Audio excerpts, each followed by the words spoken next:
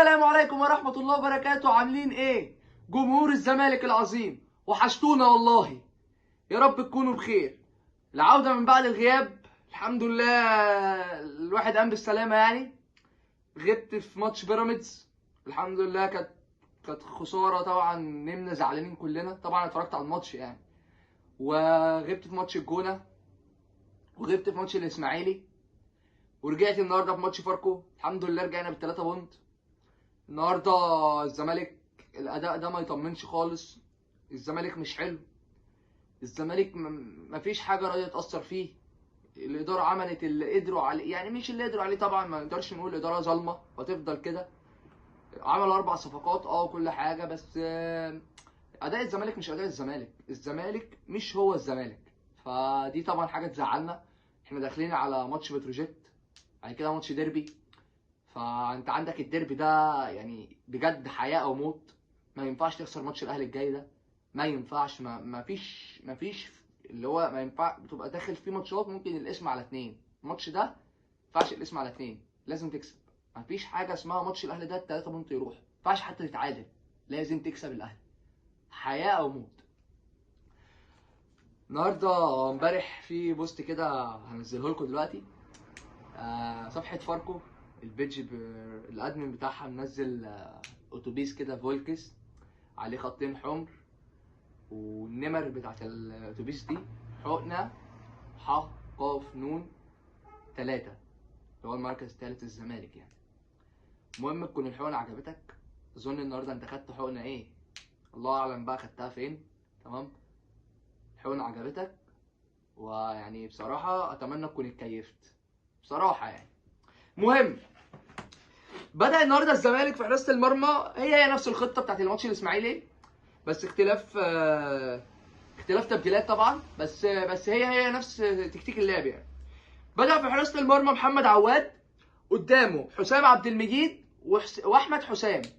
يعني ربنا ينصر الحسامين بصراحة يعني. أحمد حسام الله أكبر عليه، لعيب هايل. تمام. على الشمال بنتايج، على اليمين محمد شحاتة، قدامهم دونجا، محمود جهاد، محمد السيد، احمد السيد زيزو، محمد حمدي، سيف الدين الجزيري. بدأ الزمالك النهارده الماتش ما كانش فيه اي حدث، ما فيش اي حاجه خالص. هو في الدقيقه 19 غلطه من احمد حسام بصراحه، نط يعني ما قدرش مسافه الكوره، نط غلط، الكوره راحت. بس عواد انقذ الكوره بطريقه جميله قوي. اول مره عواد يروح طالع بدراعه مطلع الكوره بره. تمام، ما كانش فيه اي حاجه خطوره خالص من الفريقين. بعد الكوره دي الزمالك يعني مستحوذ شويه على اللعب، بس برده ما كانش الخطوره اللي هي يعني ما فيش خطوره خالص. في الدقيقه 38 بنتايج عافر في كوره كده ووقع، خد فاول. رفعها زيزو، راح رفعها في جوه منطقه الجزاء، جوه 6 يارده. لعيب احمد مودي بتاع فاركو، حطها بركبته كده. بصراحه حقنه مدويه. مهم عرضيه دواء يعني من زيزو. بس والشوط الاول انتهى على كده، ما كانش فيه اي خطوره خالص. الشوط الثاني الزمالك نزل ولا عارف يمسك كوره، ولا عارف يعمل خطوره، ولا عارف يعمل اي حاجه. ما كانش فيه اي حاجه للزمالك. رساله لعبد العزيز السيد، هو انت يا اسطى ايه؟ هو انت اهلاوي طيب ولا اسماعيلاوي ولا ايه؟ يا اسطى ما تخليش انتمائك يدوس على شغلك. انت حكم، يعني بتعمل العدل، انت بتحقق العداله. انت اهلاوي، اقعد في البيت اتفرج على النادي الاهلي. ما عندناش مشكله مع النادي الاهلي على فكره، انا بتكلم انت كحكم اهلاوي، اقعد اتفرج على الاهلي في البيت. ما تنزلش تقرف اللي جابونا، ما تنزلش تقرف اللي جابونا. طرد محمود مجاهد، هو ايه اللي طرد يا اسطى؟ الكوره لو هو اصلا ما عندوش انذار تمام، كانت الكوره دي مش هتتحسب انذار اصلا. ده داخل جسم بجسم، عمال يعمل كده وفي الاخر راح مديله كتف في ظهره. ما فيهاش اي مشكله، ما تستحقش انذار اصلا. انت رحت مديله انذار التاني وطردته. ماشي، لعيبه الزمالك النهارده في لعيبه كتير قصده تاخد انذار عشان تبقى داخله ماتش الاهلي نظيفه. هيريحوا ماتش بتروجيت، يخش ماتش الاهلي نضيف. لا اي حاجه تحصل، زيزو مثلا اللي خد انذار النهارده بعد ما شاط الكوره مثلا في ماتش بتروجيت، اي حاجه يروح لابس انذار يغيب عن الاهلي. فده الصح. النهارده احمد حسام باين لبس انذار في اول الماتش، هيغيب مع الماتش بتروجيت لان هو كان عنده انذارين مع الجونه. ماشي، في لعيبه كتير قصدي تاخد انذارات، تمام اوكي، انما محمود مجاهد الكوره ما فيهاش انذار، انت اديته انذار تاني ببلاش. يعني هو انذار ببلاش، ما فيهاش طرد ولا اي حاجه. فيعني انا والله ما فاهم، يعني انا يعني والله بجد انت كحكم انت نازل تحقق العداله، فين بقى العداله؟ فين العداله اللي انت حققتها؟ انت نازل تظلم الفريق وخلاص. طردت لاعب ملوش اي ذنب، يعني الكوره ما فيهاش طرد، انت طردته ليه؟ معرفش، والله ما اعرف. هل مثلا انت مستني فاركو تجيب جون؟ يعني مستني فاركو تتعادل؟ ما هو لو فاركو اتعادلت هتبقى في مصلحه الاهلي وبيراميدز وكده، تمام يا عم قول كده قبل الماتش، انما ما تبقاش انت الحكم اللي هو المفروض تحقق العداله، تطرد وتدي انذارات وبتاع. ده اسمه والله يعني تطبيل، تطبيل مش هشتم، تطبيل. المهم ركز في شغلك، عشان حتى لما يوم ما ربنا ياخدك وتموت كده وتروح لربنا تتقابل يوم القيامه، هيسالك انت كنت في شغلك عامل ازاي؟ هل هتبقى حقاني تمام، ولا كنت بتاع رشاوي وتطبيل وقرف؟ حقق عدالتك، انت حكم. ده تاني ماتش على فكره، ماتش برضو حارس الحدود حماده القلاوي، طبعا العضلات ده كان ظالم الزمالك برضو، والنهارده عبد العزيز السيد. المهم ما كانش فيه اي حاجه، في الدقيقه 70 كده خرج الجزيري، يعني الواحد قرف والله. جروس ده يعني انا جروس بالنسبه لي انا مش مقتنع بجروس حتى ولو 1%. جوميز لما كان عندنا كان عامل من الفسيخ شربات، تمام. يعني بصراحه جروس انا مش مقتنع بيه. جروس ما عندوش اي تكتيك، جروس بيرص اي 10 اي 11 لاعب كده يبقوا في الملعب وخلاص، سد خانه وبتاع، مفيش شكل لجروس اصلا في الملعب، ما بيلعبش بتكتيك معين. انا مش مقتنع بيه، فان هو مقتنع بالجزيري يغوروا هما الاثنين بره، تمام. معرفش ايه اللي رجع الجزيري تاني بعد ما خلاص كان ماشي، معرفش ايه اللي رجعه تاني بصراحه. خرج الجزيري ونزل مكانه ناصر منسي، وفي الدقيقة 78 نزل مصطفى شلبي تبديلة مكان محمد السيد. محمد السيد النهارده عمل ماتش كويس قوي، بس محمد السيد صاب. مصطفى شلبي ما خدش اذن من الحكم، نزل راح بالع له انذار. ما اعرفش مصطفى شلبي ده بيلعب في الغيط ولا فاكر نفسه في الشارع يطلع بدل.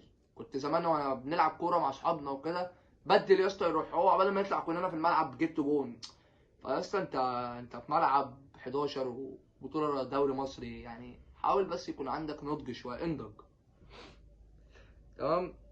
في الدقيقه 83 حصل الانذار اللي انا قلت لكم عليه التاني ده لمحمود جهاد. حرمنا من الماتش الجاي لمحمود جهاد، مع الرغم ان محمود جهاد عامل ماتش النهارده عالمي. بس نقيم بقى. محمد عواد 4/10، حسام عبد المجيد 8/10، احمد حسام 10/10، بنتايج 5 عشان الفاول اللي جابه، محمد شحاته 3/10 زي الزفت عشان ما بيلعبش في مكانه، دونجا 5/10، محمود جهاد 8/10، محمد السيد 7/10، محمد حمدي 0، احمد السيد زيزو 4/10 عشان الفاول اللي تسبب في الجول، سيف الدين الجزيري -1، تمام. ناصر منسي ما اختبرش، بس الكرة اللي هو كان رايح بيها انفراد دي معرفش هو زراير السوري عنده كان معلق ولا ايه، مش فاهم، اديله 1/10. مصطفى شلبي 0 عشان ما اختبرش، بمعنى اصح برضه ما اختبرش يعني. بس فاتمنى من لعيبه الزمالك تفوق.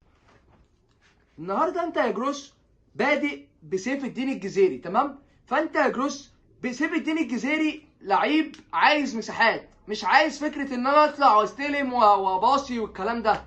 فانت ليه النهارده انت بادئ بزيزو على اليمين ومحمد حمدي على الشمال، يعني الاثنين بيرفعوا، تمام. ليه ما تنزلش ناصر منسي، تمام، عشان عرضيات وهو بيطلع متميز جدا في الهيدنج، يعني هو هيدر كويس قوي، تمام. فانت ليه ما تبداش بناصر قدامهم، تمام، وعلى اليمين زيزو وعلى الشمال محمد حمدي؟ سهله سهله والله العظيم مش صعبه، تمام. والشوط الثاني لما يكون في مساحات، لان فاركو تمام دخل فيها جول، فهيبقى في مساحات اوريدي طبيعي. الكوره بتاعت ناصر منسي اللي راح بيها دي لو الجزيري كان جابها. ناصر منسي مش لعيب اللي هو يجري وياخدك 1 على 1 ويلبسك بيلن والكلام ده. ناصر منسي تلاقيه في العرضيات، كويس، هيدر كويس جدا. فانت ليه ما بداتش بناصر قدام في الاول، والشوط الثاني نزلت الجزيري؟ دي عقليه مدرب، وانت فاشل تدريبيا، تكتيك بايظ. انت عندك ديربي، عندك ماتش بتروجيت، يعني بصراحه انا مش عارف اقول لكم ايه. تمام، يا رب عبد الله السعيد يرجع. نص ملعبك محتاج عبد الله، بنايه الهجمه محتاجه عبد الله، محتاجه عبد الله. عبد الله السعيد يا جماعه مؤثر جدا. عندك ماتش بتروجيت مهم جدا. تمام، عندك ماتش الاهلي اهم منه بكتير، ولازم تكسب الاهلي. الديربي السنه دي او عامه الماتش الجاي ده حياه او موت، ما فيهاش خساره، ما ينفعش تخسر. فكره الخساره دي ما ينفعش. تمام، اتمنى من لعيبه الزمالك تفوق، ومن جروس يعدل نفسه، لان انت ما فيش تكتيك. انت بتتدرب في الاسبوع مثلا مرتين 3 4. فين ما فيش لعيبه باين عليها تدريبات خالص. اللعيبه سيئه، اللعيبه ما اللعيبه مش عايز تلعب. النهارده انت كل ماتش، الماتش اللي فات النبريسي ومروان حمدي الدكتور ومش عارف ايه ماسكين عليك كوره، بيعملوا عليك هجمات، وكانوا هيتعادلوا معاك. ماتش النهارده جابر كامل ومش عارف احمد شريف وخالد نصر وعيال فيستك كده عاملين عليك ماتش. انت الزمالك يا عم، انت الزمالك، انت الزمالك لازم كده تلعب تتكتك للماتش اللي قبله. انت بتطلب السي دي بتاع الفريق. انت طلبت السي دي بتاع فاركو قبل الماتش بيومين. اهو انت ازاي مدرب؟ انت المفروض الماتش انت بتكون محضر، وانت في الماتش بتاع اللي فات بتاع الاسماعيلي تكون محضر للماتش الجاي، عشان انت فريق كبير، انت الزمالك. انت مش فريق مثلا المصري ولا فاركو ولا انبي ولا سموحه ولا سيراميكا ولا كده، اللي هو ايه، كسبت خسرت مش فارقه معايا. انما انت الزمالك، افهم ان انت الزمالك. اشوفكم على خير، والسلام عليكم ورحمه الله.